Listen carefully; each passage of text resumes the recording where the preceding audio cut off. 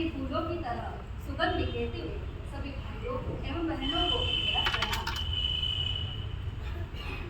जिसे देता है सारा जग सम्मान, जिसे देता है सारा जग सम्मान, जो करता है वीरों का निर्माण, जो करता है वीरों का निर्माण, जो बनाता है इंसान को इंसान, जो बनाता है इंसान को इंसान, ऐसे गुरु को हम करते हैं प्रणाम, ऐसे गुरु को हम करते हैं प्रणाम।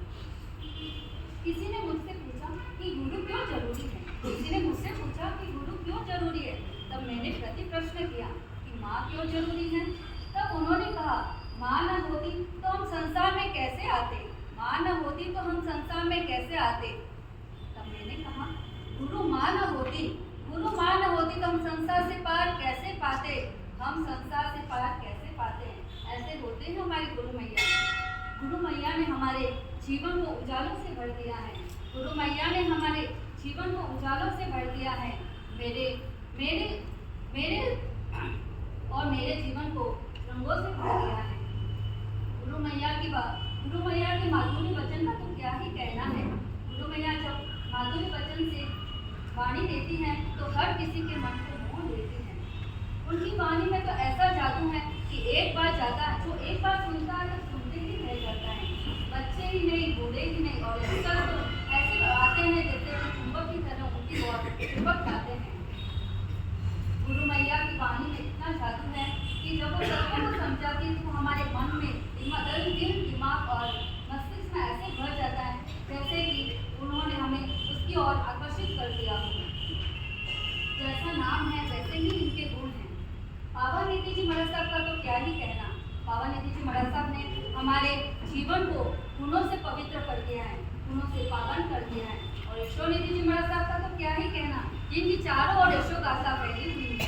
और विजय नीति जी महाराज साहब तो हमेशा निज में ही रमण करती है, और उपशम नीति जी महाराज साहब तो उपशांत ही रहती है। जैसे गुण वैसे ही उनके नाम रहे हैं। जिस तरह गुलाब फूलता है और मुरझा जाता है और लेकिन उसकी सुगंध कभी नहीं जाती, जैसे कि गुरु भैया आप कई नजर से लाला हो रहे हो, लेकिन हमारे दिलों से नहीं।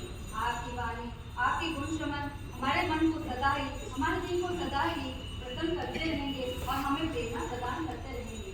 पहली बार जीवन में मुझे ऐसा लगा कि चतुर्मास 4 महीने का ही क्यों है। जब चतुर्मास 4 महीने का क्यों है, 12 महीने का होता तो पूरे वर्ष इनकी वाणी की वर्षा में हम यूज करते हुए रहते, पूरे वर्ष इनकी वाणी में हम लगे रहते। नेत्र हमें सिर्फ दृष्टि प्रदान करते हैं, लेकिन क्या देखना है, किसे देखना है और क्या करना है, ये सब तो गुरु माता ही हमें समझाती हैं।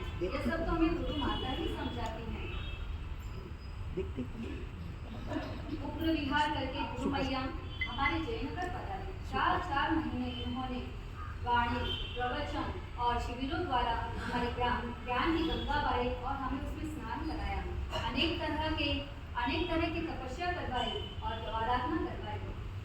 ऐसी गुरु मैया को हम सत नमन करते हैं। गुरु मैया हमारी तरफ से कोई त्रुटि हुई है, कोई गलती हुई है तो हमें क्षमा करें। और अंतिम 2 शब्द,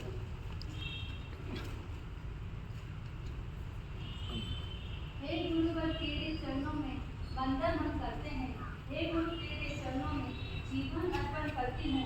भवसागर पार उतारने को, भवसागर पार उतारने